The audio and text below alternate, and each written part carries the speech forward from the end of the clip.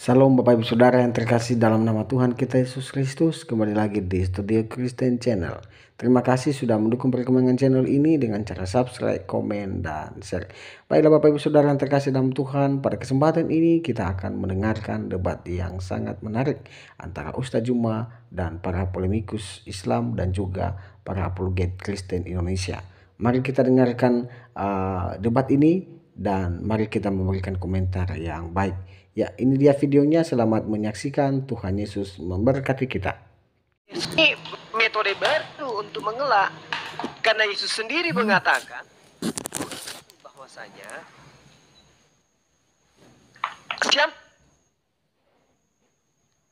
siapa yang menolak aku, dia sudah punya hakim sendiri, yaitu perkataan-perkataan yang pernah aku ucapkan kepada kalian. Perkataan itulah kelak yang akan menjadi hakim di akhir zaman. Nah, perkataan-perkataan Yesus itu adalah perkataan yang diterima dari Tuhannya, alias firman. Kalau firman, pasti tertulis. Yang tidak tertulis itu bukan firman. Sedangkan Anda kemudian mengatakan ada Injil yang tidak tertulis. Yang mana yang harus saya percaya? Yesus atau Anda? Ya terserah Bapak, itu pilihan Bapak begitu. Oh, jadi gitu caranya Anda menjelaskan konsep ketuhanan. Nah, kembali di tadi ya, kembali di tadi. Salam satu Tuhan.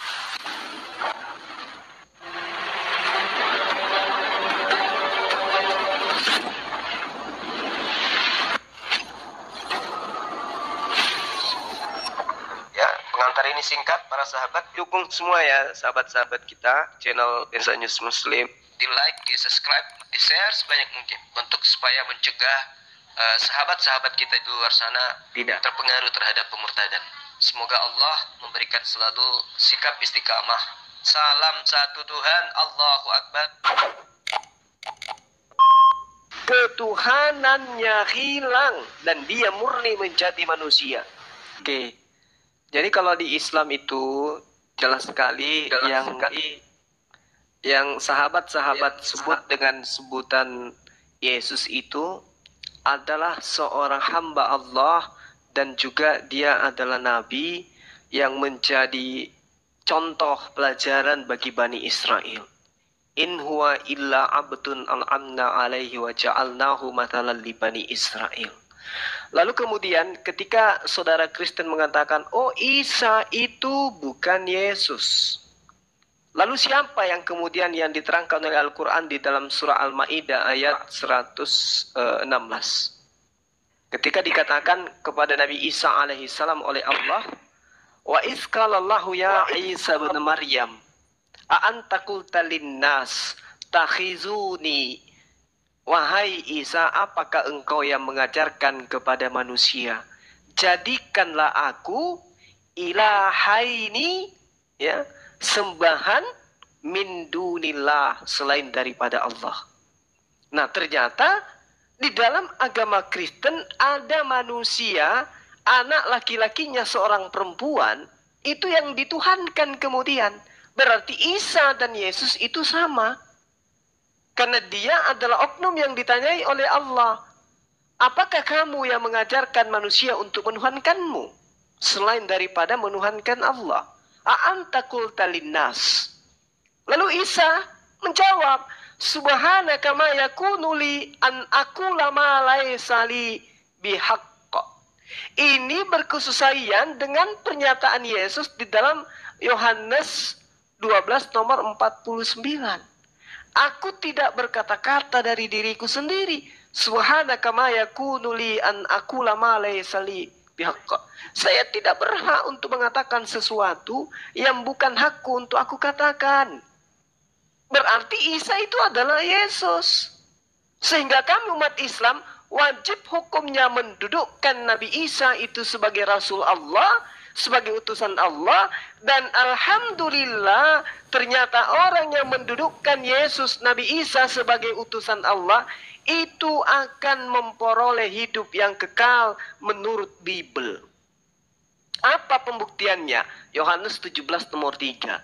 Hidup kekal itu adalah mereka mengenal Engkau satu-satunya Tuhan dan mengenal Aku, Yesus yang Engkau utus. Berarti iman kami sudah benar nih, bahwa Nabi Isa itu adalah utusan Allah kepada Bani Israel. Kok lagi ke Bani Israel? Ya, pengakuan Yesus sendiri mengatakan dalam Matius 24. Matius 24 nomor 14 ya, kalau nggak salah ya. 15. Matius 15 nomor 24. Syukran, akhi. Dia katakan bahwa Aku diutus hanya kepada domba-domba yang hilang dari Bani Israel. Berarti jelas pernyataan Al-Quran. In huwa illa abdun a'amna alaihi wa ja'alnahu mathalan li Bani Israel. Kok dia menjadi pelajaran bagi Bani Israel? Ya. Apakah ada di dalam kitabnya orang Kristen? Ada. Di mana itu tertulis? Lihat di dalam Kisah Para Rasul 2 nomor 22. Apa yang diterangkan di sana? Hai orang-orang Israel. Tidak dipanggil orang Kristen. Yang dipanggil adalah orang Israel. Hai orang-orang Israel. Ini yang diterangkan Al-Quran. Bahwa dia adalah pertanda bagi Bani Israel. In huwa illa abdun amna alaihi wa ja'alnah mathalan li Bani Israel. Hai orang-orang Israel, dengarkan perkataan ini. Yang aku maksud adalah Yesus dari Nazaret, seorang yang telah ditentukan oleh Allah, yang dinyatakan kepadamu dengan kekuatan-kekuatan, mujizat-mujizat dan tanda-tanda. Inilah yang dikatakan oleh Al-Quran. In huwa illa abdun amna alaihi wa ja'alnahu mathalan li Bani Israel. Dan dia Isa tidak lain hanyalah seorang hamba yang kami berikan nikmat kenabian kepadanya.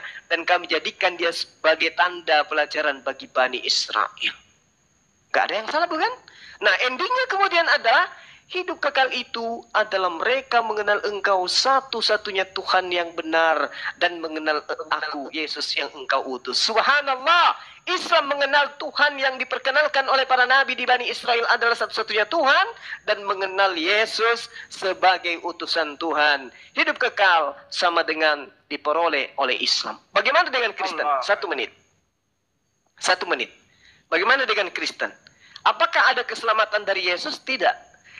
Kristen oleh Yesus dilemparkan ke neraka. Loh, kok bisa kayak gitu? Mungkin di Al-Quran. Bukan cuma di Al-Quran. Tetapi di dalam Bible ada. Yes, ada. Dengarkan baik-baik. Dikatakan di dalam Matius 7 nomor 21, nomor 22, nomor 23. Tidak setiap orang yang menyeru kepadaku Tuhan, Tuhan akan masuk ke dalam kerajaan surga. Melainkan dia yang telah melakukan kehendak Bapakku yang ada di langit. Bukankah kami telah bernubuat demi namamu, bermujizat demi namamu, mengisur setan demi namamu? Kata Yesus apa? Aku tidak mengenal engkau. Engkau semua adalah pembuat kejahatan. Garis bawahi kata terakhir, engkau semua adalah pembuat kejahatan. Kata kejahatan itu kita temukan di dalam Matius 15, Matius 13 nomor 50. Apa yang dikatakan? Orang jahat itu dilemparkan ke dalam api neraka. Berarti nyata daripadaku, engkau semua adalah pembuat kejahatan. Ternyata orang yang membuat kejahatan itu, menurut kitab saudara, Matius 13 nomor 50, akan dilemparkan ke dalam api neraka. Siapa yang orang jahat yang dimaksud Yesus? Dia yang memanggil Yesus Tuhan, dia yang bermujizat demi nama Yesus, mengusir setan demi nama Yesus. Siapa dia? Dia adalah Kristen, dan itu bukan Islam. Subhanallah. Kristen dilemparkan ke neraka, Islam kemudian memperoleh hidup yang kekal, yaitu surga yang tertinggi. Demikian dari saya. Silakan sahabat yang lebih ditambahkan. Allahu Akbar. Allahu Akbar. Takbir. Allahu Akbar. Silakan Bang Sukadame. Iya Bang, makasih ya Bang atas penjelasannya. Nah kemudian yang saya mau tanyakan lagi Bang, ini mungkin Abang yang menjelaskan tadi, mungkin ya ilmu pengetahuannya mengenai apa ini udah luas lah kan gitu. Nah yang mau saya pertanyakan gini Bang, kan ada ini di Alkitab kami yang menuliskan di Yohanes 3 ayat 16, di mana itu bunyinya, begitu besar kasih Allah akan dunia ini sehingga ia telah mengaruniakan anaknya yang tunggal, supaya setiap orang yang percaya kepadanya tidak binasa, melainkan beroleh hidup yang kekal. Bisakah Abang membantah ini, ayat ini? Bisa? Makasih. Baik. Gampang. Jadi saya begini, saya tidak membantah, Bang. Saya membantu Anda untuk memahami. Karena begitu besar kasih Allah akan dunia ini, sehingga ia mengaruniakan anaknya. Terkait dengan anak, mari kita baca di Amsal 3. Apa yang diterangkan oleh Tuhan tentang anak di sana? Ya, jelas sekali anak yang dimaksud di sini adalah orang yang mendengarkan didikan Tuhan. Orang yang mendengarkan apa yang kemudian Tuhan ajarkan kepadanya. Kita lihat, kita baca ya teman-teman dalam Amsal 3 nomor 11 nomor 12 sebelum saya pindah tadi ke Yohanes 3 nomor 6. Di situ dikatakan, "Hai anakku, jangan engkau menolak didikan Tuhan." Berarti yang dimaksud anak di sini adalah dia yang mendengarkan didikan Tuhan. Janganlah engkau bosan akan peringatannya, karena Tuhan memberi ajaran kepada yang dikasihinya seperti laksana ibarat Allah seorang ayah kepada anak yang disayangi. Jadi panggilan anak, panggilan bapak itu ibaratkan Tuhan dengan hamba yang dikasihinya. Kenapa dikasihi? Karena dia taat mendengarkan didikan. Karena dia tidak pernah bosan mendengarkan peringatan dari Tuhan. Itulah yang disebut anak. Jadi kalau ada yang mengatakan anak-anak Tuhan, tetapi mereka tidak melakukan perintah Tuhan, itu anak-anak tiri itu. Itu anak palsu itu. Ngaku-ngaku gitu. Nah, kita kembali kepada Yohanes 3 nomor 16. Karena begitu besar kasih Allah akan dunia ini, sehingga ia mengaruniakan anaknya. Ya, anaknya ini adalah yang saya terangkan tadi, yang tunggal, supaya setiap orang yang percaya kepada yang tidak binasa, melainkan beroleh hidup yang kekal. Mari kita uji, Kristen dan Islam, siapa yang percaya kepada Yesus? Ketika Yesus mengatakan dirinya adalah anak manusia, yang percaya Islam, yang percaya Kristen. Pertama. Kedua, ketika Yesus mengatakan bahwa dirinya adalah utusan Tuhan, Islam percaya, Kristen juga percaya. Tapi ketika Yesus mengatakan hidup kekal itu adalah mereka mengenal engkau satu-satunya Tuhan yang benar dan mengenal aku yang engkau utus, Islam percaya, Kristen tidak percaya. Apa buktinya? Tidak satu-satunya, tetapi tiga-tiganya adalah Tuhan yang benar. Konsep disalahi. Itu yang kedua. Itu yang ketiga. Yang keempat, ketika Yesus mengatakan tidak setitik pun dihilangkan dari hukum Taurat sebelum langit dan bumi lenyap. Oke? Di dalam Lukas 16 nomor 17. Tolong diluruskan lagi kalau saya. Matius 5. Matius 5. Oke, ya. Matius 5 dan juga Lukas 16 kali akhi. Matius 5 ayat 17 sampai ayat 20 itu. Iya, kalau di situ sebelum semua terjadi. Kalau di Lukas 16 nomor 17 itu tidak diterangkan kalau semua itu terjadi. Lebih mudah langit dan bumi lenyap daripada satu titik dari hukum Taurat itu batal. Itu di dalam Lukas 16 nomor 17. Masya Allah, syukran akhina. Jadi ketika dikatakan seperti itu, lebih mudah langit dan bumi lenyap daripada setitik hukum Taurat itu batal, umat Islam percaya. Apa umat Kristen percaya? Tidak. Apa pembuktiannya? Dengan matinya Yesus di atas tiang salib, dia telah membatalkan hukum Taurat beserta segala ketetapan yang ada di dalamnya. Kami umat Islam tidak percaya itu, bahwa Yesus mati membatalkan segala hukum Taurat, tapi Kristen percaya akan itu. Nah sekarang siapa yang percaya kepada Yesus, siapa yang percaya kepada Paulus?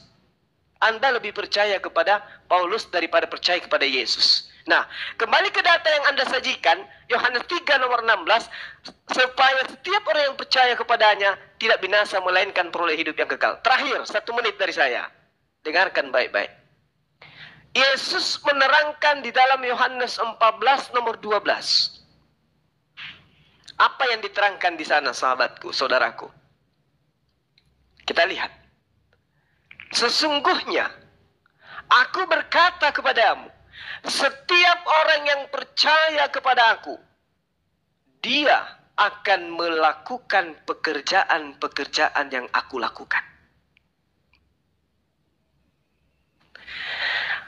Kalau Yesus itu bersunat, dia melakukan itu. Umat Islam melakukan itu. Kristen tidak. Yesus wudu dalam beribadah. Islam wudu dalam beribadah. Membasuh tangan, membasuh kaki, membasuh wajah dalam beribadah. Kristen Tidak. Yesus takbir ketika dia beribadah, mengangkat tangan. Kristen tidak, Islam mengangkat tangan. Yesus sujud di dalam beribadah. Kristen tidak, Islam sujud dalam beribadah. Yesus puasa, Islam puasa, Kristen tidak puasa. Jadi apa yang dilakukan oleh Yesus, pekerjaan yang Yesus lakukan, semua dilakukan oleh umat Islam. Apa yang Yesus lakukan kemudian dilakukan oleh umat Islam. Maka kembali kepada pertanyaan tadi, Yohanes 14, pernyataan tadi Yohanes 14:12, jika engkau percaya kepadaku, maka engkau akan melakukan pekerjaan-pekerjaan yang aku lakukan. Subhanallah, hanya umat Islam yang melakukan pekerjaan yang dilakukan oleh Yesus, sedangkan Kristen melakukan perintah-perintah Paulus itu sendiri. Demikian, silakan yang lain. Terima kasih. Oke, Ya, mau ditanggapi dulu apa mau dilanjut ke Ustaz Sugi? saya Biar tambahin nggak sedikit kena. dulu ya. Oke. Jadi berdasarkan Yohanes 3 ayat 16. Allahu Akbar. Berdasarkan Yohanes 3 ayat 16, di situ percaya apa? Ya, harus dicari, jangan langsung disimpulkan bahwa itu percaya Tuhan. Kalau Anda mengatakan itu percaya Yesus sebagai Tuhan, tunjukkan ayat. Nah, saya mempercayai bahwa itu adalah percaya sebagai utusan Tuhan. Saya kasih ayat. Contoh, di dalam Yohanes 14 ayat 1. Jangan gelisah hatimu. Percayalah kepada Allah dan percayalah kepadaku. Artinya kalau Yesus ngomong seperti itu, percaya Allah sebagai Tuhannya dan percaya Yesus adalah utusannya. Orang yang percaya Yesus sebagai utusan dan hanya ada satu Tuhan, maka dia tidak akan gelisah karena dijamin surga. Sebagaimana yang tertulis dalam Yohanes 17 ayat 3, inilah hidup yang kekal itu, yaitu mereka percaya bahwa engkaulah satu-satunya, tunggal itu satu-satunya, bukan Trinitas. Engkaulah satu-satunya Allah yang benar dan Yesus Kristus yang diutus. Alhamdulillah kami percaya. Jadi di dalam Yohanes 3 ayat 16, karena begitu besar kasih Allah terhadap dunia, maka dia mengaruniakan anaknya yang tunggal supaya setiap orang yang percaya akan mendapatkan hidup yang kekal. Itu artinya percaya Yesus sebagai utusan Tuhan, bukan percaya Yesus sebagai Tuhan. Terima kasih. Oke, silakan ditanggapi dulu Pak Sukadame. Subhanallah. Baik, makasih. Sukadame. Ya. Nah, kami kan di Kristen ini Bang mengakui yang namanya Tritunggal tadi kan Bang, Trinitas tadi, di mana ada Bapa, Anak sama Roh Kudus, kan begitu. Nah kemudian Bang, yang saya mau tanyakan lagi, ini tadi di penjabaran dari Bang Juma ya, yang mengatakan ini Yesus ini ada di kitab Al-Quran Islam ada kan? Jadi Ya, namanya Isa. Isa Al-Masih ya. Nah, kemudian apa dasar atau mungkin yang saya tanyakan dulu lah. Ini Isa Al-Masih atau Yesus ini kafir nggak dianggap? Kami yang Kristen yang mengakui Yesus ini atau Tritunggal ini ya, yang satu ini kami akui Tuhan. Ini kafir nggak sama yang Islam? Oke. Laqad kafarol ladina qalu innallaha salisu salasah. Sungguh telah kafir orang yang berkata bahwa sesungguhnya Allah itu satu dari yang tiga atau Trinitas. Lalu bagaimana dengan Yohanes yang mengaku Yesus itulah satu-satunya Tuhan? Laqad kafarol ladina qalu innallaha huwal masihu ibnu Maryam. Sungguh telah kafir ya orang yang mengatakan bahwasanya Isa Al-Masih itu putra Maryam. Kafir Bang. Karena apa? Karena baik berdasarkan Al-Quran maupun berdasarkan Bible, Yesus tidak pernah mengajarkan dirinya itu Tuhan. Saya melihat bahwa orang Kristen itu menuhankan Yesus hanya berdasarkan pengertian sendiri.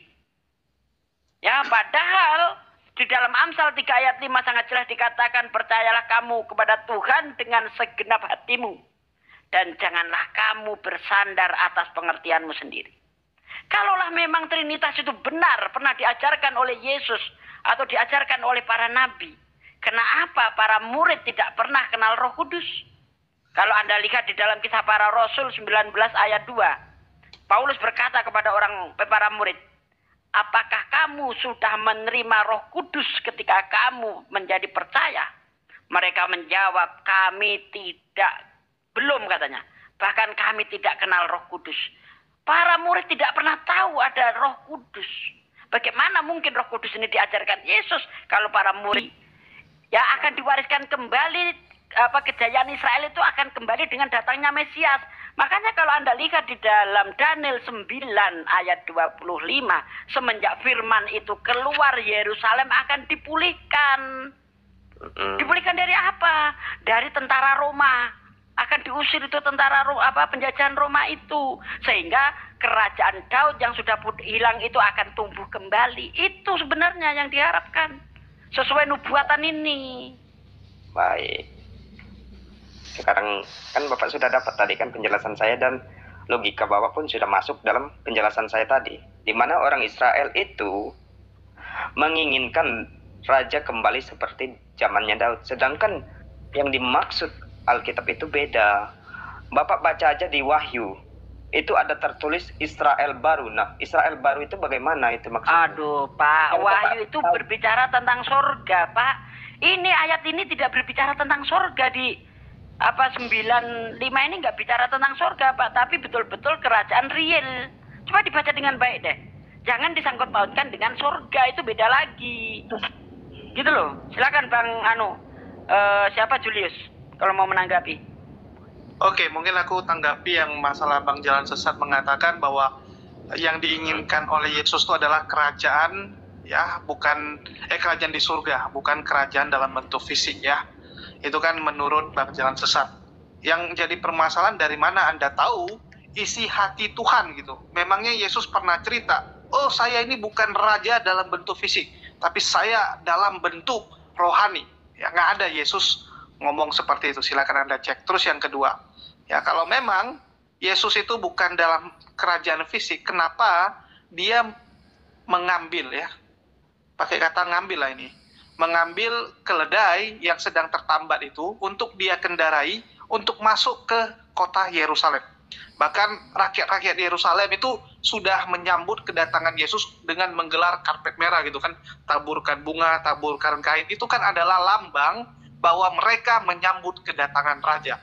Keledai digunakan oleh raja Israel, ya. Jadi raja-raja di Israel itu bukan naik kuda putih, bukan naik kuda yang besar gitu, enggak.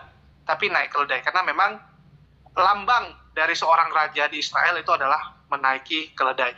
Itulah kenapa Yesus mengambil keledai, dan ayat tentang keledai itu sangat fenomenal, ya. Yesus sampai capek-capek, ya, menyuruh muridnya untuk mengambil keledai yang jadi kontroversi sampai sekarang karena tidak jelas nasib keledainya dikembalikan atau tidak. Itu adalah satu hal yang membuktikan bahwa Yesus itu sebenarnya raja secara duniawi, raja secara fisik. Keinginan dari Yesus dan keinginan dari murid-muridnya. Dan kalau teman-teman mau jujur gitu, coba kalian pikirkan gitu, kenapa orang-orang seperti Yudas, ya, orang-orang yang mengikuti Yesus itu mau ikut Yesus. Yudas itu ikut Yesus bukan karena tahu kalau Yesus ini adalah Mesias, tahu kalau Yesus ini adalah Tuhan gitu, enggak. Mereka tahu mereka mengikuti Yesus gara-gara klaim, ya, dan perkataan bahwa Yesus ini adalah Raja Israel. Yudas itu pengen jadi menteri, coy. Ya, murid-murid itu pengen ikut Yesus supaya dapat posisi. Kalau Yesus nanti mengklaim sebagai Raja Israel, itulah kenapa, ya, Herodes itu nggak suka gitu. Karena takut nanti kerajaannya diambil gitu kan. Kerajaannya diambil sama Yesus, dan Yesus jadi raja, dan ya orang-orang akan bersuka cita karena mereka menganggap bahwa Yesus itu adalah raja secara fisik, benar gitu. Itu keinginan dari warganya, keinginan dari rakyatnya. Yang jadi masalah apa? Benar, Yesus itu tidak mengajarkan kalau dia kerajaan fisik. Itu perlu dipertanyakan. Ada nggak klaim dari Yesus? Nggak ada. Buktinya Yesus mengambil keledai gitu, Bang. Sebagai bukti bahwa itu adalah simbol kerajaan fisik. Itu simbol. Kalau Yesus memang bukan mau jadi raja secara fisik, ngapain diambil keledai gitu? Ngapain diambil gitu kan? Repot-repot gitu. Soalnya keledai itu sampai sekarang juga masih hilang, ya. Belum lagi bukti-bukti lainnya bahwa Yesus itu istilahnya punya lah ya punya pasukan atau punya orang-orang yang mengikuti dia dan itu berpotensi untuk menjadi pemberontak. Oke, silakan dari Bang Jalan Sesat. Apa bukti bahwa Yesus mengatakan dia bukan kerajaan dunia gitu? Padahal ciri-cirinya itu kerajaan dunia. Iya, sebentar sebelum ke Jalan Sesat kita ke Pak Sukadame dulu. Sukadame masih monitor? Iya masih bang. Oke, udah dapat poinnya bro. Silakan bro. Ya udah lanjutin aja dulu bang, lanjutin aja, aku masih dengar. Lanjutin ke abang ini, saudaraku ini Jalan Sesat. Baik. Abang itu mungkin kurang apa? Mungkin entah kurang puas. Enggak, siapa tahu Anda mau menanggapi dulu. Enggak apa-apa, sama abang Jalan Sesat ini aja dulu. Baik. Bang Juma udah monitor Bang Juma. Sebentar. Terima Ya kasih. udah Bang, udah. Saya rasa diberikan kembali kepada teman kita dari Kristen. Udah cukup sekali ilmunya tadi dari dua narasumber kita. Oke, silakan Bang Jalan Sesat tanggapi. Baik. Terima kasih. Wah, saya sebenarnya tidak perlu panjang lebar membahas tentang bagaimana konsep raja yang dimaksud oleh Tuhan, karena Bang Dokter Akal tadi sudah menjelaskan. Baik, Bang Dokter kan menanyakan bahwa di mana klaim bahwa Yesus itu mengklaim kerajaannya bukan datang dari dunia. Itu terdapat dalam Yohanes 18 ayat 36. Ini isinya. Jawab Yesus, "Kerajaanku bukan dari dunia ini. Jika kerajaanku dari dunia ini, pasti hamba-hambaku telah melawan supaya aku jangan diserahkan kepada orang Yahudi. Akan tetapi kerajaanku bukan dari sini." Nah, begitu. Sudah puas? Cuma segitu. Nah, Silakan ditanggapi. oke, Siapa dulu? justru karena Yesus bukan raja di dunia ini, maka dia tidak cocok dengan Yesaya 9 ayat 6. Karena Yesaya 9 ayat 6 menjelaskan yang akan diwariskan adalah tahta Daud secara real.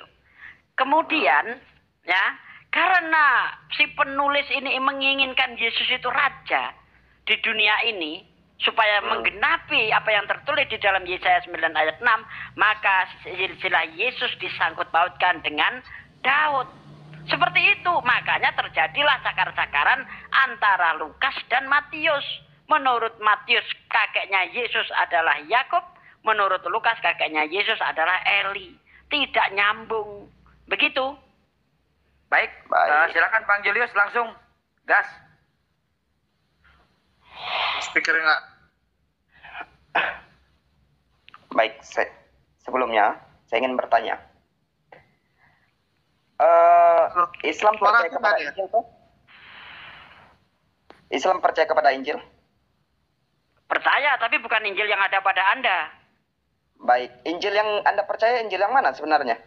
Begini, di dalam Al-Quran, di dalam surah Al-A'raf, ya, sebentar saya ayat 157, sebentar saya bukakannya. Surah Al-A'raf, intinya begini, 157 ya, seingat saya di situ. Bentar, 157. Sambil Ustaz Sugi nyari, aku mungkin jawab. Oke. Udah ketemu Bang, bentar Bang. Ya, di sini dikatakan, yaitu orang-orang yang mengikuti Rasul Nabi yang umi, tidak bisa baca tulis, yang namanya mereka dapati tertulis di dalam kitab Taurat dan Injil yang ada pada mereka, yang menyuruh mereka berbuat yang ma'ruf dan mencegah dari yang mungkar. Jadi, ini al-ayah ya selanjutnya. Jadi, menurut surah Al-A'raf ayat 157, Injil yang dimaksud adalah Injil yang berisi tentang nubuatan Nabi Muhammad. Nah, pertanyaan saya kepada Anda, apakah Injil Anda itu berisi nubuatan Nabi Muhammad? Jelas tidak. Oh tidak, berarti Injil Anda bukanlah Injil yang dimaksud Quran. Selesai toh? Baik. Berarti Oke, mungkin aku jawab dulu Bang Jalan Sesat ya. Kalau- yang tadi. Halo. Suaraku ada nggak? Iya, silakan Bang. Jadi gini Bang Jalan Sesat. Jadi gini ya. Silakan. Bang Jalan Sesat, kalau kita bicara ya, kalau memang kamu bukan untuk kerajaan dunia, tolong ya simbol-simbol itu jangan kamu pakai yang simbol dunia gitu. Jadi misalnya contoh, simbol-simbol raja itu apa? Materai raja, mahkota raja, ya. Jangan kamu pakai untuk membuktikan bahwa kamu tuh raja dari surga, bukan raja dunia gitu. Termasuk naik keledai, dan rakyat sampai menyambut, sampai menyerahkan bunga dan juga pakaian. Itu simbol orang ya yang menjadi raja, yang mau ditasbihkan jadi raja. Oke, mungkin Bang Jalan Sesat boleh bacakan lagi. Matius 21 ayat 5 itu, Bang. Enggak, Yohanes 18:36 yang tadi dibacakan Bang Jalan Sesat, boleh diulang? Karena Baik. begitu besar kasih Allah terhadap dunia, maka Allah mengaruniakan anaknya yang tunggal. Yohanes 18:36. Baik. Yohanes 18:36, silakan Bang Jalan Sesat. Sebentar, mungkin Jawab, Bang Yesus. Sukadame di bawah dulu ya untuk menyimak. Saya naikin Kristen satu lagi biar ini nanti naik lagi ya Bang Sukadame ya. Ya, Bang silakan Bang. Sukadame. Silakan. Bang Jalan Sesat. Baik. Ini terjemahan bahasa Indonesianya ya, karena saya Silakan. tidak tahu bahasa aslinya. Oke, silakan. Jawab Yesus, kerajaanku bukan dari dunia ini. Jika kerajaanku dari dunia ini, pasti hamba-hambaku telah melawan supaya aku jangan diserahkan kepada orang-orang Yahudi. Oke, Akan oke. tetapi Cukup. kerajaanku bukan dari Ya. sini. Baik. Oke, cukup. Silakan.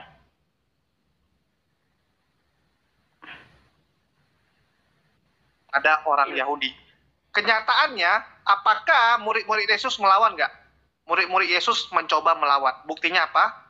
Ya, Simon Petrus maksudnya ya. Simon Petrus mengeluarkan pedang dan bahkan ya telinga dari tentara Romawi putus. Artinya murid-murid Yesus ingin melakukan perlawanan. Tetapi yang mencegah perlawanan siapa Bang Jalan Sesat? Yesus. Yesus yang menyuruh Bang. Baik. Perlawanan. Kenyataannya murid-muridnya memang ingin melawan, yang mencegahnya malah Yesus, Bang. Kalau Yesus nggak cegah, terjadi nggak pertempuran saat itu? Terjadi, Bang. Jadi kenapa pula Yesus yang sok-sok baik dengan mengatakan, oh kalau saya kerajaannya dari surga, ya, kalau kerajaan saya dari dunia, maka murid-murid atau pengikut saya akan melawan. Memang mereka mau melawan kok. Tetapi kamu yang cegah. Tetapi kenapa kamu pula yang waktu di depan di depan Pilatus kamu sok-sok baik seakan-akan murid-murid kamu nggak mau melakukan perlawanan? Aneh gitu kan? Kontradiksi nggak dengan tindakannya Bang Jalan Sesat? Kontradiksi dong. Yang saya ingin Tradisi. tanya. Ricalia ini dari kekristenan bukan? Iya. Oke. Baik. Boleh dijelaskan Bang Jalan Sesat kenapa kontradiksi? Padahal muridnya mau melawan, tapi Yesus kok seakan-akan kayak ini ya, kalau pengikutnya itu orang baik yang nggak akan melawan gitu kan? Di depan Pilatus dia tiba-tiba ngomongannya nggak sesuai dengan kenyataan. Baik. Terima kasih.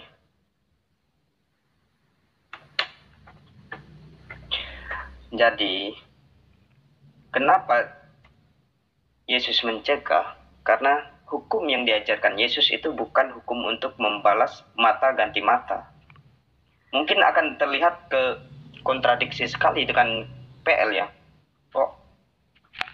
Yesus mengajarkan kasih. Nah, Ya karena beda Tuhan. Enggak, yang saya tanyakan bukan masalah ajarannya, Bang. Kenapa di 18:36 itu ya Yesus mengatakan muridnya nggak melawan, padahal kenyataannya muridnya itu pengen melawan tapi dia yang cegah. Kenapa Yesus malah di depan Pilatus ngomong seperti itu? Yang saya tanyakan itu, Bang. baik. Kenapa Yesus mencegah? Karena Yesus mengajarkan hukum kasih itu.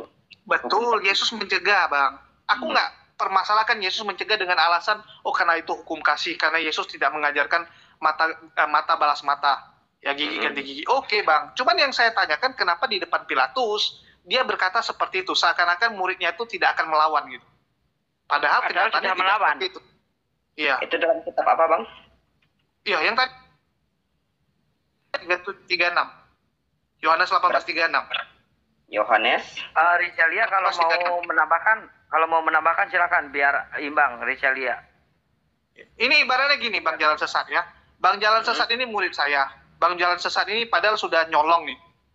Ya, sudah nyolong barangnya Bang Juma. Terus saya bilang sama Jalan Sesat, kau kembalikan, jangan kau colong. Tiba-tiba begitu di depan pengadilan, ya saya katakan bahwa Bang Jalan Sesat ini anaknya baik. Dia tidak mungkin mencolong itu. Padahal kenyataannya udah melakukannya. Murid-muridnya malah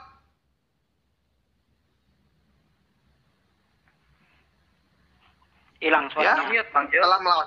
Oh ya, sorry, agak hang nih. Ya, jadi nggak sesuai dengan perkataan dia di depan Pilatus gitu. Kok di depan Pilatus dia membuat seakan-akan muridnya itu orang yang baik, muridnya itu tidak akan melakukan perlawanan. Padahal kenyataan dia yang cegah loh. Baik. Yohanes. Sebentar, Bang Rizelia monitor. Iya. Kalau mau menambahkan silakan aja, dibantu Bang Jalan Sesatnya, biar imbang gitu loh, biar kesannya kita tidak keroyokan. Oh, enggak. Saya tadi cuma mau menjawab yang dibilang kontradiksi silsilah Yesus ya, kakeknya yang satu bilang Yakub, yang satu bilang Eli, kan gitu. Antara Matius dengan Lukas.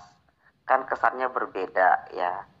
Nah, yang saya pernah ketahui mengenai silsilah ini, antara Matius dan Lukas itu garis keturunannya itu berbeda. Jadi gini, di Matius itu makanya dijelaskan Yusuf suami Maria. Jadi sekali lagi memang Maria adalah titik kelahiran Yesus, karena kan Yesus ini bukan dari hasil biologis kan gitu. Nah memang si Yusuf kakeknya itu adalah Yakub. Tapi waktu di Lukas dibilang Yusuf lalu anak Eli. Nah Eli ini adalah bapaknya Maria gitu. Jadi waktu si Lukas itu menjelaskan kakeknya Yesus dari Maria gitu. Kalau di Matius kakeknya Yesus dari Yusuf, seperti itu. Jadi kan kalau kayak kita manusia ada kakek dari ibu, kakek dari bapak, seperti itu kira-kira penjelasannya. Jadi Oke, saya tanggapi.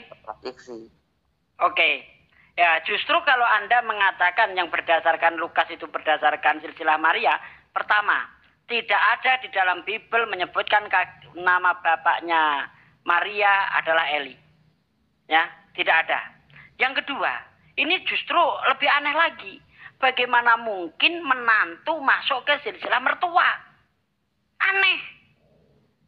Ini nggak pernah terjadi dimanapun. Bagaimana mungkin menantu bisa masuk ke silsilah mertua itu loh? Yang namanya silsilah itu pasti ada hubungan dengan darah. Makanya kalau kita baca dari atas, itu nanti Abraham memperanakan Ishak memperanakan Yakub terus seperti itu. Karena itu ada hubungannya dengan darah. Nah ini kok tiba-tiba menantu masuk ke silsilah mertua. Coba Anda tunjukkan kepada saya di Bible, Bapak Maria adalah Eli. Silakan. Ya, saya sih belum sampai saat ini belum ini. Cuma tadi sepintas saya ingat gitu waktu saya pernah dapat materi ini, itulah yang saya pahami gitu. Jadi ya buat saya memang penelusuran detailnya belum. Tapi yang saya pahami di situ tidak ada gitu. Mungkin buat bapak-bapak itu bermasalah, ya buat kami enggak. Penjelasannya adalah dalam Lukas itu ya itu Eli itu kakeknya Maria, tapi penjelasan detailnya mana buktinya nanti saya coba gali lagi gitu ya. Ya, saya sudah khatam Bible, Bang. Saya tidak menemukan bapaknya Maria namanya Eli di dalam Bible, saya nggak ketemu, Bang. Nggak ketemu, ya. Jadi itu masih saya anggap asumsi. Bible gitu, ya. Karena kan Bible ini bukan untuk dihatam, Bang. Gitu, karena ya paling tidak ketika kita bicara itu tahu dasarnya ini loh. Nah, karena Anda ngomong tanpa dasar, sehingga Anda mengatakan bahwa itu bapaknya Maria adalah Eli. Padahal nggak ada tertulis dalam Bible. Nggak ada. Kalau ada silakan. Tunjukkan pada saya. Ya, saya sudah meneliti Bible ini, Bang. Bukan kaleng-kaleng saya ini. Makanya saya pakai nama Bible Berjalan. Wis. Oh iya. Bahkan saya berani debat dengan orang Kristen. Open camp. Tanpa buka Bible tapi mampu mengeluarkan ayat-ayat Bible. Kira-kira ada orang Kristen sanggup nggak memenuhi syarat saya? Nggak ada. Lanjut. Oke, mungkin aku tambahin aja karena signalku jelek, bentarnya ikut turun ya, ganti kores. Ya, jadi ya pertama Ustadz Sugi ini bukan kaleng-kaleng, dia kardus dia. Kembali lagi ke Bang Jalan Sesat tadi ya. Mungkin Bang Jalan Sesat ini kan baru merenungkan tadi ya, setelah kita jelaskan. Menurut Bang Jalan Sesat sendiri pun agak bingung ini kan.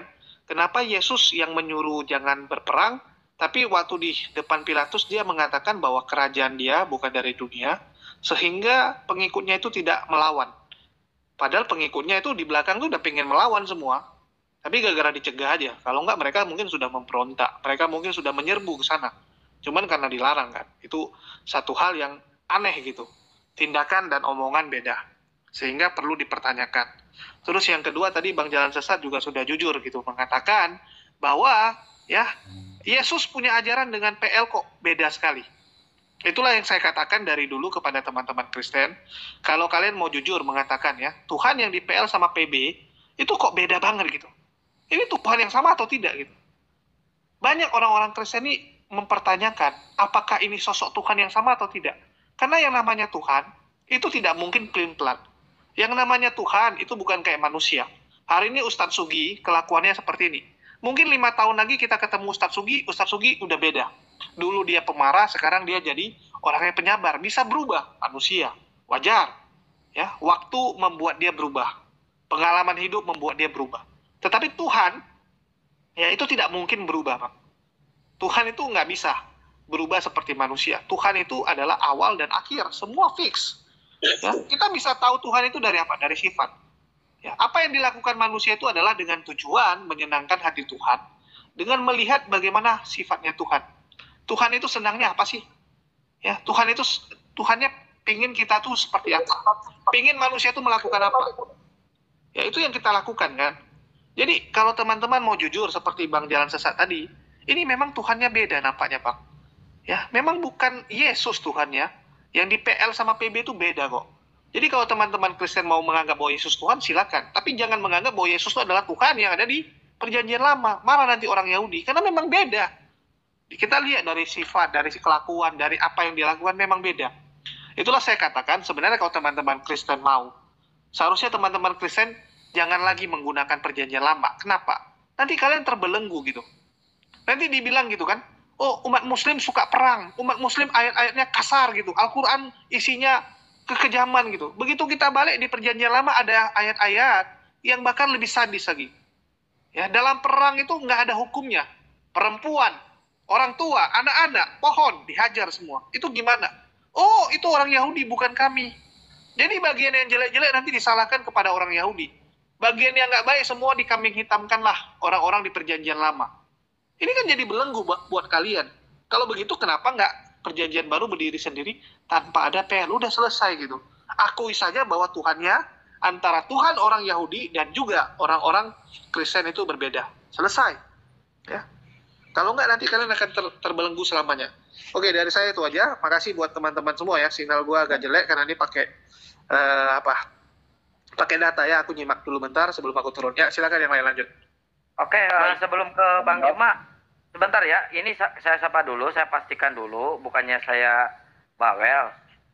Bapak Culo ini dari kekristenan bukan?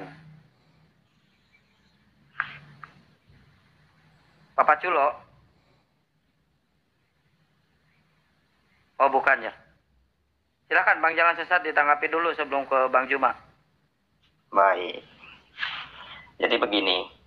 Apa yang saya ingin sampaikan sebenarnya secara tidak langsung Bang Dr. Akal sudah menjabarkan.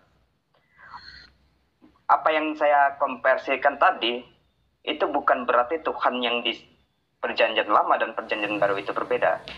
Cuman perbedaan metode kasihnya yang berbeda. Kenapa di Perjanjian Lama itu dia selalu memusnahkan manusia? Mungkin itulah metode yang lebih baik. Tuhan itu seperti manusia juga mendidik ciptaan yang dikasihinya. Seperti manusia mendidik anaknya. Makanya dikatakan bapa dan anak-anaknya. Beda dengan bapa dengan anaknya.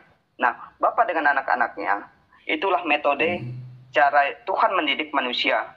Tapi seiring berjalannya waktu, memang ini tidak tertulis, tapi ini dikisahkan oleh bapak-bapak gereja. Seiringnya waktu, metode dengan hal yang memusnahkan itu tidak mempan, begitu. Akhirnya Tuhan dengan kasihnya turun untuk mendidik manusia dengan metode kasih tadi. Akhirnya terbukti banyak pengikut-pengikutnya yang dikatakan orang Kristen. Nah, orang Kristen itu bukan datang dari pengakuan pribadi, tapi pengakuan orang yang bukan orang percaya atau orang yang mengikuti Yesus. Seperti Bapak memberi saya slogan apa gitu, entah apa. Nah, orang Kristen itu datang dari nama yang diberikan orang yang bukan percaya kepada Yesus, begitu. Ya, itu Gitu, Pak. ejekan. Itu ejekan namanya. Oke, Bang Jalan Sesat. Malah kalau seperti itu, ini sangat nggak adil loh Tuhannya. Jadi beda zaman, beda perlakuan gini. Jadi Bang Jalan Sesat kalau di perjanjian lama hidup, Bang Jalan Sesat kalau buat kesalahan, misalnya mencuri, Bang Jalan Sesat dimatikan. Tapi di perjanjian baru, Bang Jalan Sesat melakukan pencurian diampuni. Ini kan kasihan orangnya gitu. Yang hidup di perjanjian lama itu naas benar nasibnya gitu kan, dimusnahkan. Terus kalau Bang Jalan Sesat mengatakan, oh Tuhan mengubah polanya, mengubah cara pengajarannya, karena dia lihat dengan cara dimusnahkan gagal gitu kan. Udah dimusnahkan tetap orang-orang nggak baik-baik. Ya udah dia gunakan cara yang berbeda. Artinya Tuhannya menyesal dan menggunakan hukum yang berbeda. Ini lebih kacau. Apakah manusia jadi lebih baik sekarang? Buktinya nggak, Bang? Udah. Ya. Sodom Gomoro dulu dimusnahkan, sekarang muncul lagi, Bang. LGBT merajalela lagi sekarang. Ya, terbukti. Bahkan sekarang di gereja sudah diperbolehkan pernikahan LGBT. Manusia nggak lebih baik, Bang. Anda boleh lihat, ya. Manusia zaman sekarang, manusia zaman sekarang moralnya lebih parah, Bang. Orang zaman dulu menipu pun masih pakai ini ya, masih agak ada hati nurani. Kalau sekarang gini, orang demi duit menghalalkan segala cara. Bahkan makanan aja sekarang ya, demi dapat banyak keuntungan, makanan tuh dia jualnya yang udah busuk, ya, ayam tiren. Kalau enggak sapi digembongkan, ya. Banyak cara-cara orang yang istilahnya benar-benar orang zaman dulu pun nggak pikirin. Tapi orang zaman sekarang itu bisa melakukan segala kecurangan-kecurangan yang luar biasa. Demi apa? Demi ya keuntungan. Ya, perang dunia ke-1, ke-2 itu jauh korbannya, Bang, dibandingkan perang-perang zaman dulu. Ya, orang zaman dulu nggak sampai benar-benar tuh bisa menghancurkan segalanya. Orang sekarang bisa. Manusia tambah bejat kok kalau mau diakui.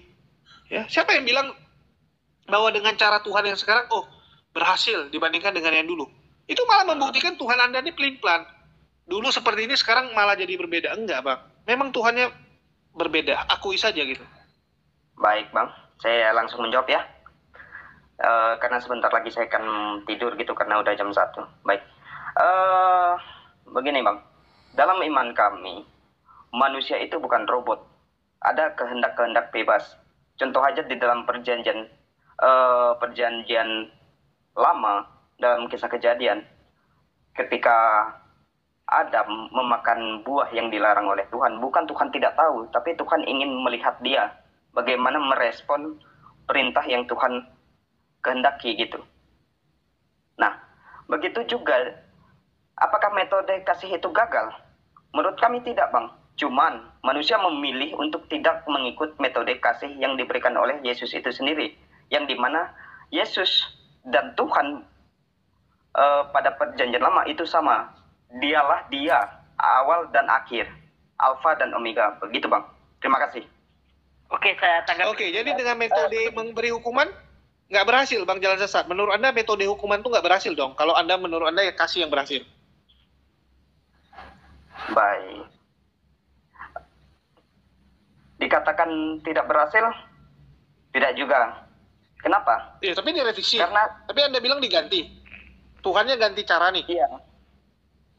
Begini, Bang. Karena Tuhan melihat, Tuhan menguji coba juga metode kasih. Ternyata manusia masih memilih untuk mengikuti kehendaknya, tidak mengikuti kehendak dari Tuhan itu sendiri.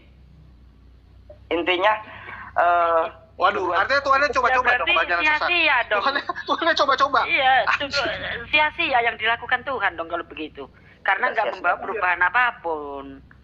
Tidak sia-sia. Iya, masa Tuhannya ngetes ini? Ngetes zaman dulu dia tes dulu cara dengan hukuman, gagal nih. Sekarang metode kasih. Nampaknya bentar lagi mau direvisi lagi nih, Bang. Besok mungkin direvisi lagi. Waduh, sial kali kita jadi ciptaannya nih ya. Rupanya kita jadi kelinci percobaan Tuhan nih. Jadi gini loh, Bang. Nih saya tanggapi ya. Kenapa sih Yesus itu kok mengajarkan kasih-kasih gitu? Karena Yesus itu hidup dalam keadaan terjajah.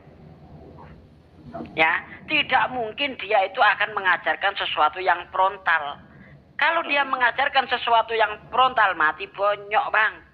Makanya dia itu mengajarkan yang lemah lembut. Sebagaimana Islam awal-awal, 13 tahun, kalau Yesus cuma 3 tahun. Islam 13 tahun mengajarkan seperti itu, jangan membalas. Walaupun sahabat-sahabat Nabi itu disiksa, jangan membalas. Tetapi ketika Islam punya kekuasaan, ya, punya tentara, punya bala tentara. Siapa yang memerangi balas. Begitu. Sebenarnya kedatangan Yesus yang awal seperti itu juga. Makanya kalau Anda lihat di dalam Matius 10 ayat 34, apa kata Yesus? Ya, jangan kamu sangka, jangan kamu menyangka bahwa aku datang untuk membawa damai di atas bumi. Aku datang bukan untuk membawa damai, melainkan pedang. Sebab aku datang untuk memisahkan orang dari ayahnya, anak perempuan dari ibunya, menantu perempuan dari ibu mertuanya. Dikira ketika Yesus datang itu akan mendapat sambutan yang besar oleh orang-orang Yahudi. Ternyata zong. Sehingga Yesus ketika tidak dapat sambutan, apa yang dikatakan Yesus? Serigala punya liang, burung punya sangkar, tapi anak manusia saja tidak punya tempat untuk meletakkan kepalanya. Apa mau diajarkan Yesus dengan frontal? Ya, kecuali kalau Yesus itu punya bala tentara, punya senjata, bisa dia mengajarkan frontal. Tapi karena keadaannya miskin, tidak punya apa-apa, jadi yang diajarkan Yesus lemah lembut. Kasih musuhmu, ditampar pipi kiri, kasihkan pipi kanan. Logis, Bang. Ya, tapi kalau Yesus itu benar-benar jadi raja, dia akan melakukan apa yang dia rencanakan di Matius 10 ayat 34. Begitu, Bang. Baik. Jadi akhir kata saya tidak mau menanggapi apa yang Abang katakan. Saya ingin mengutip ayat Al-Quran. Tunggu dulu. Saya ingin mengutip ayat Al-Quran. Agamamu, agamamu, agamaku, agamaku. Anda tidak percaya kepada Tuhan saya, tidak jadi masalah. Tidak ada hukum dan tidak ada hukuman. Terima kasih dan selamat malam. Oke, Selamat malam Pak Jalan Sesat. Ya. Terima kasih waktunya Bang. Ya. Waktunya, Bang. Karena gini, setelah kita menyampaikan, Anda juga tidak beres. menerima apa yang kita sampaikan, lakum dinukum waliyatin, bagimu agamamu, bagiku agamaku. Begitu. Berakhir Ya, indah. ujung-ujungnya ke situ. Ujung-ujungnya ke situ larinya. Guru cuma monitor. Itu tadi udah meong. Ya, saya hadir, Om. Jadi gini, saya tambahkan sedikit ya, teman-teman.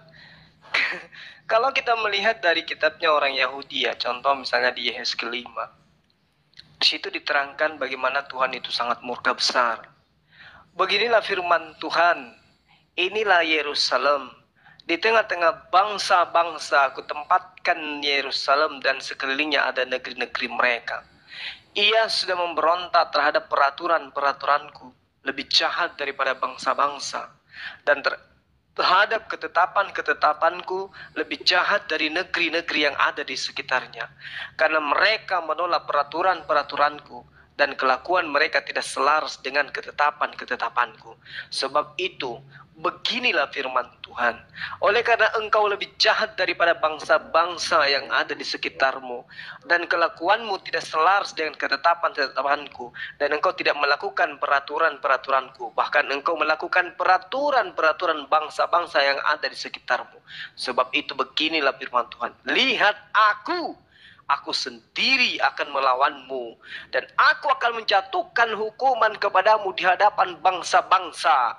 Oleh karena segala perbuatanmu yang keji akan kuperbuat terhadapmu yang belum pernah kuperbuat, dan tidak akan pernah lagi akan kuperbuat. Sebab itu di tengah-tengahmu ayah-ayah akan memakan anak-anaknya, dan anak-anak akan memakan ayahnya, dan aku akan menjatuhkan hukuman kepadamu. Sedang semua yang masih tinggal dari kalangan padamu akan kuhamburkan ke seluruh penjuru angin.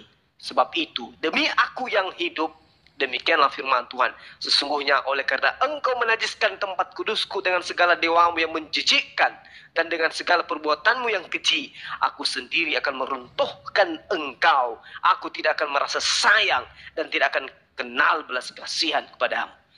Ini janji Tuhan kepada Bani Israel.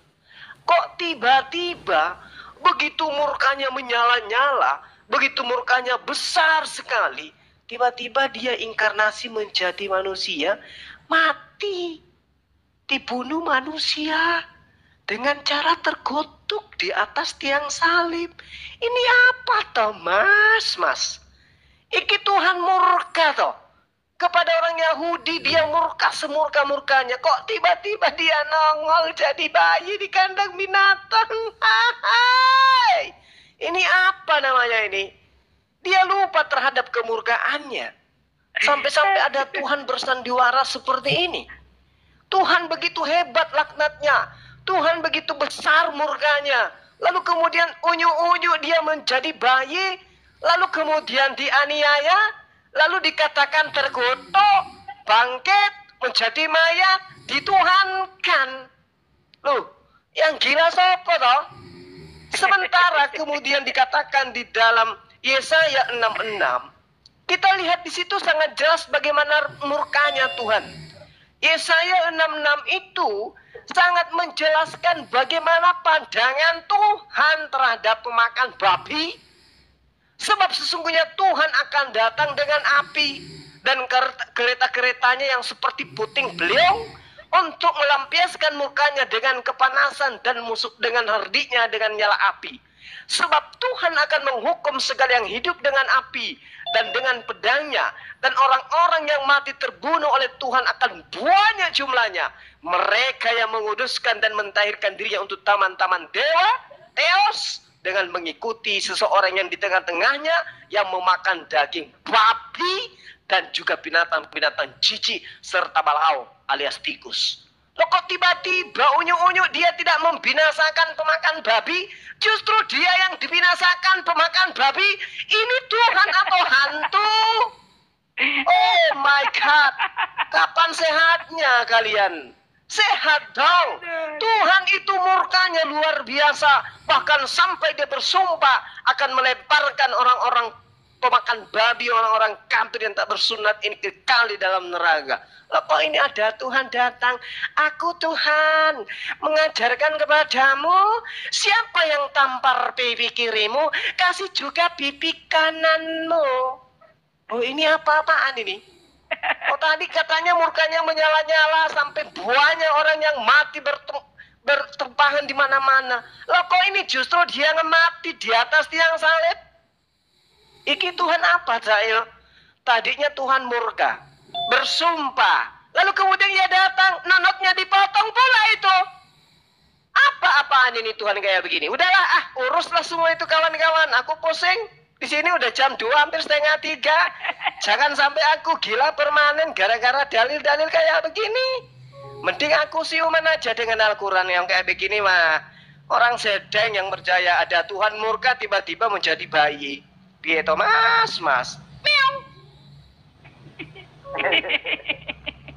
Ini bociser dari kekristenan bukan? Bociser. Bociser. Bikin saya ngakak dia yang coba balu-balu. Hantu dari tadi akhi. Iya. Keren.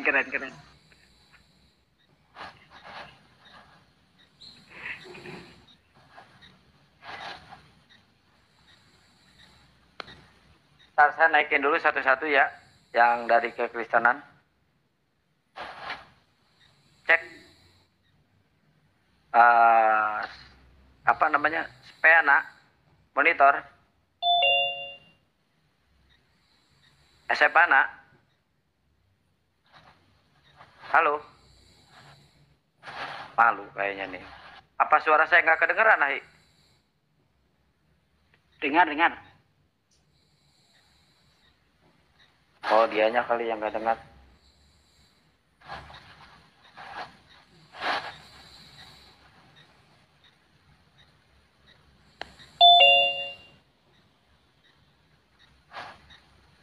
Bentar ya, saya satu-satu naikin dulu. Tadi mana yang itu? Siapa namanya? Lupa saya tadi namanya. Yang mana? Yang agnostik. Ini A3. Halo. Assalamualaikum semuanya Pak Ustadz. Waalaikumsalam warahmatullahi wabarakatuh. Islam Kristen Ya. Bang?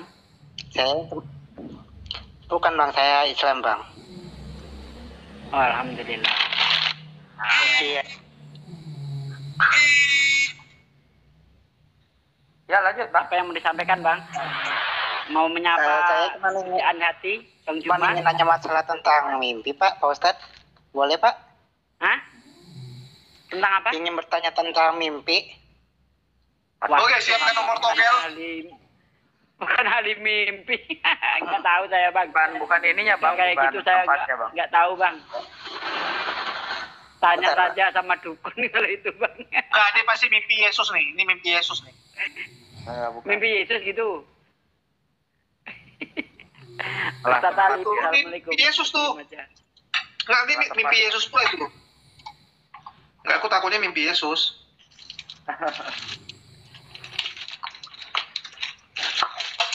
Aneh-aneh ini orang ini. Oh, pendebat kok ditanya soal mimpi piye to rek. Ya, ini ada Pak Manten. Silakan Pak Manten. Marten. Iya, Dan pagi ya. Selamat pagi. Halo. Islam Kristen, Pak? Iya. Ya, halo. Iya, saya Kristen. ya boleh, silakan. Oke, lanjut. Iya, sampai mana tadi ya? Saya menjelaskan secara global ya. Jadi begini. Yang mesti harus dipahami bahwa seluruh kitab dalam Alkitab itu ditulis oleh manusia dengan sepenuhnya keberadaan manusia itu. Hanya saja di dalamnya itu ada tuntunan ataupun ilham daripada Tuhan sendiri.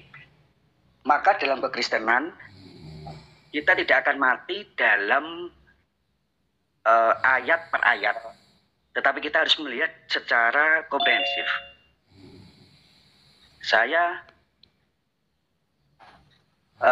itu tadi berusaha menjelaskan yang Tuhan PL kenapa kok gadang sekali, kemudian kenapa di PB jadi lemah lembut sekali. Nah, pernyataan seperti ini terjadi karena apa? Kita melihat dari sepotong-sepotong ayat. Contoh, di Perjanjian Lama, tidak sedikit ayat yang menggambarkan bahwa Tuhan Israel itu penuh dengan kasih. Misalkan, saya tidak apa ya ayatnya berada di mana, cuman begini. 1, ada tertulis, biarpun dosamu merah seperti kirmisi, tetapi akan putih seperti kesumba atau apa itu. Kemudian rancanganku bukanlah rancangan kecelakaan, tetapi damai sejahtera. Lalu dalam kitab Mazmur yang ditulis oleh menurut orang Kristen ya, ditulis oleh Daud, itu banyak sekali ayat-ayat yang menggambarkan nggak beda Allah di Perjanjian Lama berbeda dengan Perjanjian Baru, tidak, tetap sama bahwa Allah itu kasih. Nah, makanya di dalam kekristenan ada pemahaman atau cara melihat Alkitab itu secara bertanggung jawab. Jangan kemudian satu ayat lalu memperkosa seluruh isi Alkitab, tapi biarlah seluruh isi Alkitab itu menerangi kita di dalam melihat ayat-ayat tertentu. Nah, saya kembali lagi ke pernyataan saya awal, bahwa yang menulis Alkitab itu adalah manusia, bukan didikte yang kemudian misalkan saya Martin, Tuhan ngomong, kemudian saya hanya menulis tanpa ada intervensi dari diri saya sendiri, tidak.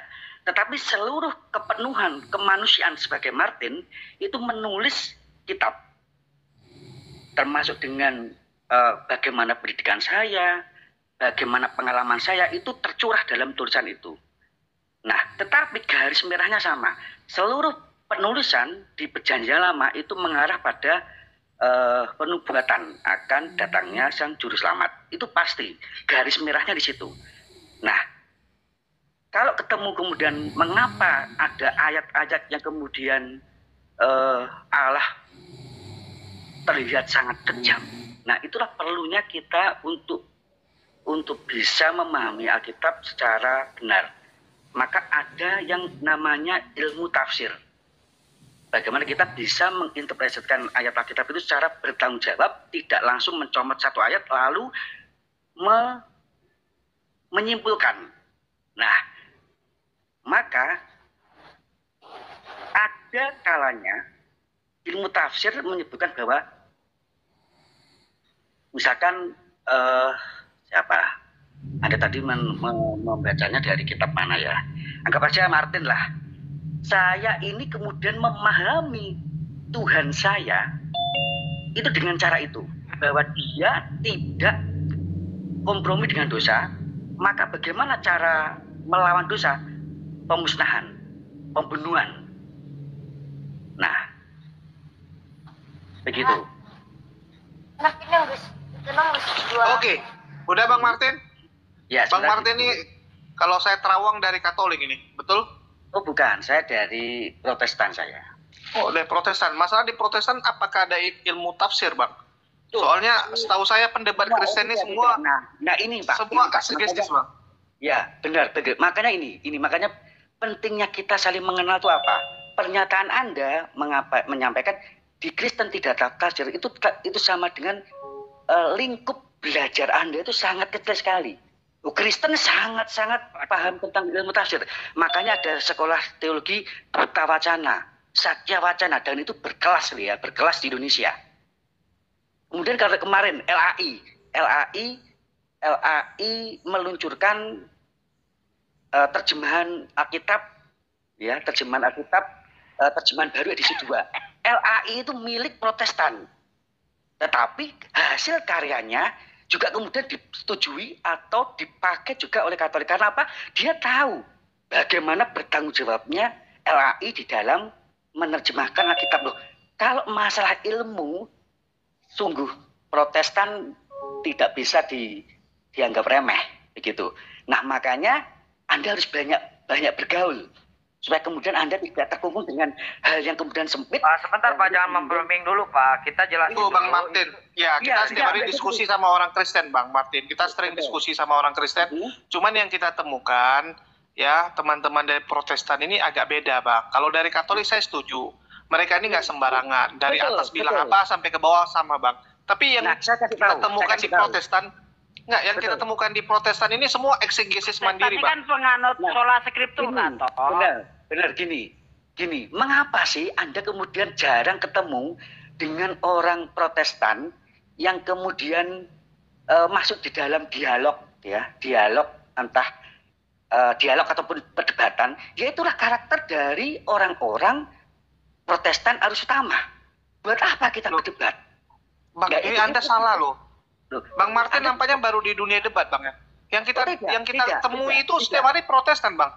Yang kita jumpai setiap hari ini Protestan terus kok. Protestan sangat jauh dari ilmu tafsir dan lain sebagainya. Karena mereka nggak ada ilmu tafsirnya, tapi tafsir sendiri. Kan tadi saya bilang itu, dasar ilmunya nggak ada, tapi tafsirnya mandiri, Bang. Bahkan contoh ya, Wadonat. Ya, contoh Wadonat mengatakan Yudas masuk surga. Berantem sama orang Kristen lain gitu. Permasalahan masalah Yudas masuk surga. Begitu juga dengan Salomo. Dia masukkan ke neraka. Dia bilang, ya, Raja Salomo itu masuk neraka. Berantem lagi. Semua eksegesis mandiri, Mengapa Bang. kita harus mempersokkan itu? Si A masuk surga atau neraka, si B masuk surga atau neraka. Mengapa kita memisahkan hal itu? Saya ambil contoh. Sekarang gini, bukankah itu menjadi otoritas Tuhan? Dia hanya orang-orang Kristen kan yang kita bahas bukan masalah siapa masuk surga, Bang. Hanya orang-orang Kristen yang masalah kudus dan kurang pekerjaan Itu contoh, yang kemudian Bang. berusaha memutuskan Itu kan seorang contoh. A itu masuk surga atau tidak. Nah, makanya contohnya pun juga harus bertanggung jawab. Makanya saya selalu menjelaskan dari yang kemudian Anda sampaikan. Bang, itu aku bilang orang kalian suka melakukan eksegesis sesuka hatinya, menerjemahkan tanpa dasar ilmu sesuka hatinya.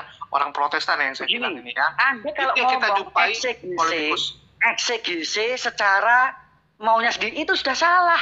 Apa arti eksegese? Ya, itu terjadi, Pak. Pendebat-pendebat Kristen Itu semua. namanya eksegese. Itu namanya eksegese. Jadi gini, Alkitab diam, lalu kita memperkosa. Bang Juma, tolong dong Bang Juma. Nggak usah biar gini. Bang Martin ini mungkin harus masih baru ya. Karena masih baru ya. Habis itu tadi aku langsung jawab aja. Yang pertama Anda katakan ya, oh itu gara-gara penulisannya manusia. Padahal Bang Martin, mereka mengklaim diilhami oleh Roh Kudus gitu. Benar. Apakah Roh Kudus yang ilhami mereka ini beda-beda sih? Benar. Gaya penulisannya beda-beda. Iya, Ya, benar. kalau manusia yang nulis, oke Bang. Bang Martin mungkin tipikalnya emosional, jadi bahasanya mungkin agak Oh, emosional. tidak. Sedangkan Ustadz Sugi, dia karena orangnya lembut, dia mungkin cara penulisannya agak dilembut-lembutin. Ya itu kita maklumi karena mereka manusia gitu. Tapi kalau sudah diilhami Roh Kudus yang sama, ini kok bisa beda? Ini kan aneh. Tidak ada yang beda. Saya sudah jelaskan tadi. Mengapa harus berulang lagi? Ya artinya Anda mengakui bahwa itu tulisan manusia kan? Selesai. Benar. Siapa bilang kemudian apakah ada orang Kristen Nggak yang diilhami Roh Kudus? Iya, nggak diilhami Roh Kudus dong artinya kan? Cuma klaim semata. Nah, benar. Kan begitu Oke. saya bilang. Setuju. Artinya menurut Bang Martin, mereka ini nggak diilhami Roh Kudus, cuma ngeklaim diilhami Roh Kudus, padahal itu tulisan tangan mereka. Diilhami. Loh, kalau diilhami kok beda-beda Bang? Roh Kudusnya beda kali? Tidak. Konsep di Perjanjian Lama ya, bahwa Israel umat pilihan itu sekelilingnya adalah para musuh ya, para lawan. Artinya begini, Israel sebagai penyembah Tuhan yang benar, sedangkan sekelilingnya adalah penyembah Baal. Jadi kita harus memahami benar-benar konteks di Perjanjian Lama itu bagaimana. Israel sebagai yang kecil itu dikelilingi oleh bangsa-bangsa besar, dan dia adalah, kita gampangnya menyebutnya sebagai bangsa yang penyembah Baal begitu. Ya, kalau Alkitab menggambarkan sebagai penyembah Baal. Nah, maka bagaimana konsep bahwa yang namanya kekudusan, kesucian itu tidak bisa berkompromi sama sekali dengan kejahatan. Nah, maka ada kalanya di konsep Perjanjian Lama Allah menunjukkan diri sebagai sang pencipta langit dan bumi, bahwa penyertaannya adalah ya dan amin, itu dengan menumpas negara-negara yang bangsa-bangsa yang kemudian melawan Israel. Oke. Jadi Bang Martin ini kembali ya. Mungkin aku langsung aja, tolong jangan dipotong lagi Bang. Ya aku bereskan aja karena udah malam juga mau tidur ya. Jadi Bang Martin ini udah terlanjur ini ya. Aku bilang nggak ngerti ya. Kalau yang selama ini kita diskusikan Bang, kami nggak pernah ada masalah dengan orang Katolik, karena saya tahu sekali orang Katolik itu mereka ngomong itu selalu pakai dalil. Mereka itu istilahnya sesuai dengan dari atas gimana sampai ke bawah bakal gimana. Coba beda dengan orang Protestan. Coba munculkan orang Katolik. Coba munculkan orang Katolik. Apakah kemudian yang saya sampaikan? Bang, boleh. Ini aku ngomong dulu nggak Bang Martin? Jangan dipotong. Bisa? Kalau nggak aku nggak ngomong nih. Kalau kemudian Anda yang sudah punya ruangan kemudian ya udah silakan. Loh, saya juga tamu Bang, kita kan sama-sama tamu. Jadi di sini ya, kalau orang Katolik udah saya bilang, kita nggak pernah ada masalah karena mereka punya pemahaman tuh pasti kita ketemu hari ini sama Katolik A, dia akan ngomong seperti itu, besok ketemu yang B, dia akan ngomong hal yang sama. Beda dengan teman-teman Protestan yang memang beda semua Bang. Hari ini kita tanya Bang Martin akan kasih jawaban ini. Besok kita tanya sama teman Kristen yang lain, yang Protestan yang lain, akan kasih jawaban yang lain Bang. Beda-beda. Jadi sehingga kami kadang-kadang bingung gitu. Kita diskusi sama siapa. Apakah itu menjadi masalah buat Anda? Pemahamannya beda Bang. Tunggu lu Bang Martin. Udah aku bilang jangan dipotong. Aku bingung nih Bang Martin. Ngerti nggak istilah jangan dipotong? Ya kalau nggak ya udahlah, aku nggak ngomong lagi. Silakan Bang Martin ya. Jadi kembali lagi kalau bilang gara-gara di Tuhan Perjanjian Lama itu dia dikelilingi oleh kerajaan-kerajaan musuhnya. Dia hanya kerajaan kecil di tengah-tengah gitu. Sehingga Tuhan mengeluarkan sabda yang begitu kejam. Sedangkan di zaman Yesus nggak. Di zaman Yesus jauh lebih sadis Bang. Di zaman Yesus itu Israel itu cuma jadi budak Bang. Mereka jadi jajahan. Ya, mereka itu jadi kerajaan yang dijajah. Bukan kerajaan yang mandiri. Mereka dikelilingi oleh Romawi yang notabene adalah penguasa saat itu. Lebih sedih lagi kondisinya. Kenapa Tuhan tidak melakukan hal yang sama gitu? Ya karena memang Tuhannya beda. Bisa jadi gitu kan. Ya kembali lagi. Kalau kalian bilang, oh itu cuma gaya penulisan. Ya, padahal ini Roh Kudus yang ilhami gitu. Oke, kalau seperti itu ada Roh Kudusnya itu punya berapa pribadi gitu. Ya, sama pribadi Martin, sama pribadi mungkin namanya Paulus beda.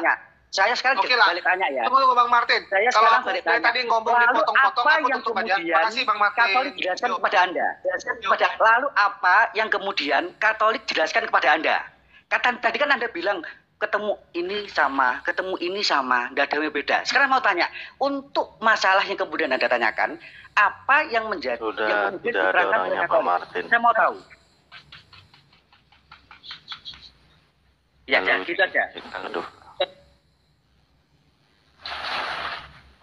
Ini dong host, kalau bisa dijadwalkan saya dong dengan Pak Martin ini kapan, besok atau kapan boleh. gitu. Kayaknya ya kayaknya Bisa Pak nggak Martin Pak ini Martin kan kita Bisa. diskusi Kita lewat apa video call WA saja. Bang Suma, biar enak. enggak lewat Enggak, ini Pak. di sini Lewat aja di ini Enggak, kanal kita tipe lewat kita ini. WA saja, biar saling melihat muka, begitu aja. Saya tinggalkan di sini nomor juga HP bisa, saya. Pak. Saya tinggalkan nomor HP saya, atau mungkin bisa saja. 082. Udah ditinggal itu Bang, kalau di WA kayak gitu sekarang di Karena Kopa kita biar inginnya bukan saksikan. konser ya, inginnya kita bukanlah kemudian show, bukan show kita. Oh enggak Pak, enggak gitu. Kebenaran Enggak. itu harus Kalau didengar sama memang, semua orang, Pak. kalau memang Sebentar Pak, jangan ngeyel dulu. Kebenaran Enggak. itu harus didengar luar sama biasa semua saja. orang. Itu ketetapan saya. Itu ketetapan saya. Nah ini dari Lewat tadi apa ini video Pak call, diskusi? Tapi Bapak naik ke sini so pintar, tapi yang Anda sampaikan semuanya nol bagi saya. Justru Anda yang nol. Loh, mari kita buktikan. Baik. Oke. Yesus mengatakan di dalam Lukas 16 nomor 17 bahwasanya sebelum langit dan bumi lenyap tidak setitik pun dari hukum Taurat itu dibatalkan. Anda percaya itu? Iya. Anda percaya? Betul. Paulus mengajarkan Kristen di dalam Efesus 2 nomor 15, dengan matinya Yesus, hukum Taurat semua dibatalkan. Oke. Anda percaya? Oke, sudah. Sekarang Anda percaya? saya Tunggu Anda dulu, membaca. sabar, jangan sok pintar Anda. Saya tanya, Anda percaya? Anda memotong. Gini loh, Anda percaya? memotong Kamu ayat. yang memotong. Kamu Saya lagi memotong membacakan dalil Karena Anda. Anda memotong ayat. Gini loh, Bang Suma, kalau Anda Efesus tidak 2 memotong ayat, nomor saya tidak akan ngomong. 15. Karena Paulus Anda mengajarkan memotong ayat. dengan matinya Yesus di atas tiang salib, Ya, dia karena telah Anda membatalkan memotong ayat. hukum Taurat Coba dengan diulang segala kembali ketetapan ayat yang Alkitab ada di yang ada di dalamnya. Matius. Coba Anda Sekarang ulang. Ayat yang mana dibaca yang benar? di Dengarkan Matius. saya. Sekarang yang Ya, mana yang benar? makanya kemudian coba Sebelum langit ulangi dan lagi. bumi lenyap, setitik Ulangi, pun dari hukum Taurat itu batal, atau yang benar itu adalah Nah, dengan itu matinya ulang, Yesus di atas itu tiang potong, salib, itu Anda maka potong. semua Itu hukum Anda Taurat itu potong. batal. Ayo. Mana yang benar? Anda yang jujur. Yang benar yang mana? Enggak, Anda yang jujur. Ngomongnya jangan memotong ayat. Coba. Yang kemudian sebelum apa? Loh. Nah, Loh. makanya gini. Yang Baca saya ayatnya lengkap. potong mana? Yang saya Nah. potong mana? Oke, sekarang gini. Anda baca satu ayat secara penuh. Yang kemudian Anda Yang bilang mana yang saya potong? Anda mengatakan saya potong, yang mana yang saya potong? Anda nggak ngerti Bible. Sok tahu, makanya aku bilang Anda ngomong di sini itu kosong, yang Anda sampaikan itu jualan obat. Ngerti enggak? Anda itu jualan obat, ku bilang. Yesus mengatakan di dalam Lukas 16 nomor 17. Ya udah, Anda baca dulu, pelajari dulu, buka Bible. Oke? Jelas dikatakan sebelum langit dan bumi lenyap tidak setitik pun dari hukum Taurat itu dibatalkan. Kata Yesus, kata Paulus, dengan matinya Yesus di atas tiang salib, Yesus telah membatalkan hukum Taurat dengan segala ketetapan yang ada di dalamnya. Yang benar yang mana? Sebelum langit dan bumi lenyap atau setelah Yesus disalib? Yang benar yang mana? Ayo jawab. Itu dia ke-mute itu, buka aja mute-nya. Di sini tidak Enggak ke-mute, dia sengaja ini kayaknya. Iya. Kalau di Sebelum TikTok dia jawab, tidak saya sapa dulu ini guru-guruku di atas ya. Assalamualaikum warahmatullahi wabarakatuh. Waalaikumsalam. Bang Guru Zuma, Masya Allah lama Wabarakatuh. sekali tidak ini bersama-sama Bang. Iya, Masya Allah. Kayaknya dia dimarahin bininya, teriak-teriak kayaknya di rumah. Astaga. Atau mungkin ayatnya sudah hilang itu. Lah iya, saya kan tanya dari Lukas pasal berapa, ayat berapa, saya mau baca dulu, begitu loh. Lukas 16:17 Bang. Halo, baru mau belajar toh Pak? Kirain orang terpelajar gitu loh. Pak, jangan di-mute, Pak. Nanti disangkanya kita yang mute, Pak. Jangan di-mute. Ini soalnya banyak-banyak fitnah kalau dari kaum Bapak itu. Orang Jangan baru di-mute. mau belajar rupanya. Tadi dengar-dengar khutbahnya hebat, tapi ternyata kosong. Kan udah aku bilang, Bapak itu ngomong kosong. Pening kepala saya, Pak. Masih bagusnya apa Luga Tambunan ku dengar daripada Abang. Oh, sok Ya, intelektual tapi memang dia kan seorang pendeta. siapa bilang Luka itu pendeta? Jadi yang mana yang benar nih, Pak? Roh Kudusnya ini error, Pak. Roh Kudus di Yesus mengatakan, sebelum langit dan bumi lenyap, tidak setitik pun batal hukum Taurat itu. Roh Kudusnya Paulus mengatakan, dengan matinya Yesus semua batal. Roh Kudus Anda yang benar itu yang mana? Diare kan, Pak? Makanya aku bilang, silakan kalau Anda merasa hebat Bible, kita buka room besok atau lusa di sini. Ini udah hampir jam 3 di tempat saya gitu loh. Jangan aja ke WA.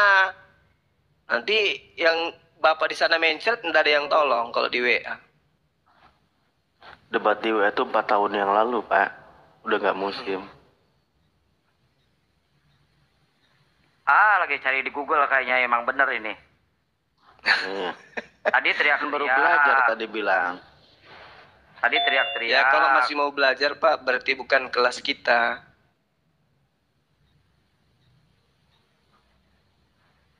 Ayo buka mute-nya. Jadi jangan disangka kita yang nge-mute. Kalau di TikTok itu host nggak bisa nge-mute. Pasti bisa langsung dibuka. Kecuali kalau di Zoom.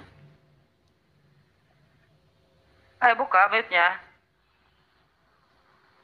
Jangan pingsan, Pak, jangan pingsan. Kalau kemudian, ya kalau gini. Kalau kemudian saya ini kan ada di aplikasi TikTok. Nah, saya juga di aplikasi Alkitab. Masa ke-mute? Loh, ini Bapak baru mau belajar toh? Wah. Bahaya ini, Pak. Bahaya. Betul, Bang. Kalau kamu keluar ke googling itu otomatis ke-mute itu, Bang. Kalau kamu ke googling. Memang begitu itu. Ternyata baru mau lihat datanya toh? Saya kan lagi buka Alkitab tadi. Loh, ya uang saya sendiri hafal kok, Pak. Gimana toh?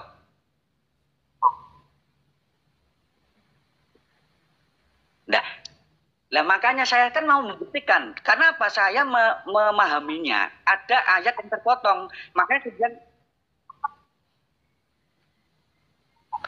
kalau Anda memahami ada ayat yang terpotong, sejatinya Bapak itu udah tahu. Oh, ini buktinya masih ngemis-ngemis buka Google, lihat apa yang tertulis. Iya, tapi bingung kan saya, Pak. Ini loh. Saya kan bukan penghafal Alkitab.